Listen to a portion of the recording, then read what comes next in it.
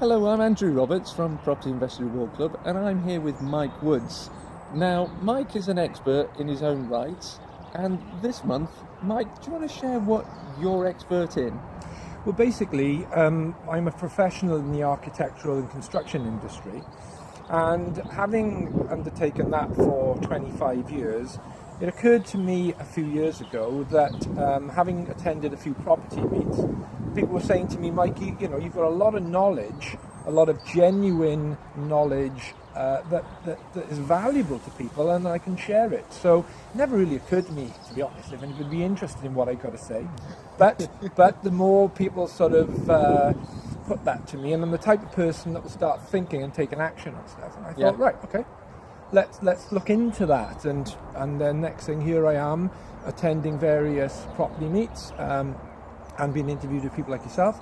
And as you know, I penned an Amazon bestseller book, and never really thought anybody would be interested in reading that. But you never know. So it's a case of now sharing that genuine information and knowledge that I've been storing for all the years. And I think you come to a certain point in your life, don't you, where you think, you know, now it's time to bring this all stuff out. Yeah, absolutely. Well, I was going to say, we've had an interesting afternoon sharing sort of problems that we've encountered in our time and how we've overcome them. I mean, are the common problems that you come across either in properties you buy or with what you see investors? Well, yeah, at the end of the day, what I'm trying to help people with is very quickly how they can assess a property, and if they, depending on what their strategy is, of course. But at the end of the day, what people seem to do, and I don't know where they get this from, but they just do a straightforward sort of, what's the rent, what's the value of the property, one divided by the other, property, let's go and have a look at it. Yeah. Well, you know, there's so much time being wasted when people are not actually looking at the quality of the structure. Yeah. You know, and as an architect and a contractor, or a developer as a contractor, you know, I know how properties are put together. I know how to take them apart, and I know the problems that are inherent in these materials, you know? Yes. So what I try to do is with the training that I put across, is how to very quickly identify what type of properties you're interested in, depending on what your strategy is. Yeah. And then how to assess those properties quickly without even going to the property. And then you can shortlist them, and then when you've got the shortlist, then you can go and you know, do your shoe leathering, you know. But I hear so many people going along saying, I've seen 20 properties. Any of them any good? No, all of them were terrible. So that's the problem that I think that people have got. So my angle is to try and share my experience and knowledge so that people can make best use of their time. You know, I don't spend a lot of time analysing property. You know, it becomes very quick and natural for me to sort of cut the wheat from the chaff, if that makes sense. Yeah.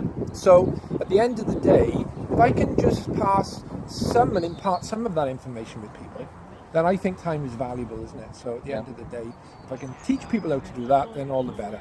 No, that's superb. Well, I was going to say, are the common things that you see people do that you think, oh, like hiring the wrong builder, for example, or... Well, in the first instance, it's not identifying the true problem with properties. Yeah. That's the first thing, and that's key. You know, I can write a book on this, but for example, somebody came to me recently, one of my mentees, one of the things they do is they analyse properties, and guy sent me through a very cheap property, didn't recognise it was a non-standard construction property. He just did not know. And from my point of view, it's a straight away, it might suit somebody's strategy to go, I'm going to buy a lot of these cheap houses, the yields are really good on them, they know what they're buying, they probably know that they're going to get a limited amount of mortgage lenders, etc., etc. But in this case, this young lad that I was teaching, he was very keen to go out and find properties. It was cheap, but there was a reason why it was cheap, and it was because of non-standard construction properties. So refurbishing that to a degree, you know, is going to be expensive, And then when you pile that on, what he's going to resell, and his market's going to be limited. So again, it's down to time. Common mistakes are really not identifying the right type of issues that are with properties. I think I mentioned the other day I went to see a property and there was some severe cracking around, and it wasn't until I looked around the back, there's a brook. Yeah. Answers it all. Even then, some people would say, well, what's the issue? It's because of the moisture content in the ground. And again, that to me is very obvious, but I have to remind myself that what's obvious to me is not that obvious to other people, unfortunately. So we have to bring it down a little bit. Well, I did have respect for you, because the one thing which you picked up on that building, which from the video I couldn't pick up, was the roof on the side. Yeah, aspect. I was trying to get that. You see, one common problem is that a lot of traditional buildings, let's take typical terraced houses, originally they used materials of the vernacular, of the area. So it would be slate, render, brickwork. Up north, they'd have the very much red brick. Solid wall construction, because cavities didn't come into the 1930s. So what was happening on that roof, I'd identified that extension couldn't have been that old. However, there was a severe sag in the roof. Now, clearly, interlocking concrete tiles are a lot heavier than slate, 30% heavier. And over time, that weight is going to cause deflection in the rafters. Now, typically, back in the day, a rafter, which is the sloping member of a roof, was always what we call in old money 3x2, 75 mil by 50. Okay, so a lot of the timber construction, traditional roofs, are made of that timber, with no other support other than some minor purlins in between. So what you're going to get is sagging, and that's because of the weight. Now, when you go to buy a property like this, refurbish it, spend more money there, because if you don't, surveyor's going to come along later on and pick you up on that, and that's going to give the buyer leverage to bring you down in the price. That's right. Or they'll get a retention, which is going to cause them problems. So one sort of hot tip would be cover everything. Do everything you've got to do, because if you don't do something, you think, oh, maybe I'll get away with that.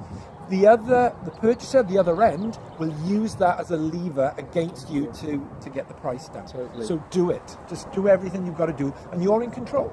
You're in control at that point of everything you need to do. So again, I think, going back to your question, common defects are prime, and people need to understand and recognise them. And if they recognise that, then they're away. And that's basically what I'm here to do. Often you get within an area, from area to area, the common defects are different, because you'll get different building crews, different materials. Going back to your other point about picking builders, again, we can go into a lot of detail there, but you really need to look. At the end of the day, builders are there to be in business. And sometimes people think, oh, I can't trust builders, but genuinely there are a lot of really good guys out there. And I like using the guy who's got a van and he says no job too small. Patios, extensions, loft conversions. Now, he might be a one-man band, but he will subcontract everything out. So you don't have to go and find an electrician or a plumber or a plasterer. He's got those boys behind him. So he's the front man, and he might be skilled in carpentry, he might be a skilled bricklayer, he might be a skilled plasterer, but he's got the business sense, because some people, as you know, they just want to go to work Monday to Friday, they spend their money on the weekend, and then they're back to work on Monday and they go again. So the man with the van, who's got no job too small, they're the type of guys that I would lean towards. Okay, superb. I mean, you are sharing this knowledge with us tonight at the Great Property Meet, and I believe you share this at other events as well. Do you have courses or anything that you run? Are there any upcoming? Yeah, I run my own property events. I run them around the countryside, depending on the demand, really, because a lot of people, they ask me, when are you coming up north? And here's a funny thing. I, from South Wales, thought holding an event in Wolverhampton was sufficiently north, but apparently not. So we did genuinely put an event up in Manchester recently, which was great, with a good group of people that came along. So on the back of coming here on your kind invitation to Rugby, I will be holding a one-day property training here in Rugby on the 5th of May. Okay. And also I'll be holding another one day for the first time in Wales for 3 years in Newport, and that'll be on the 12th of May.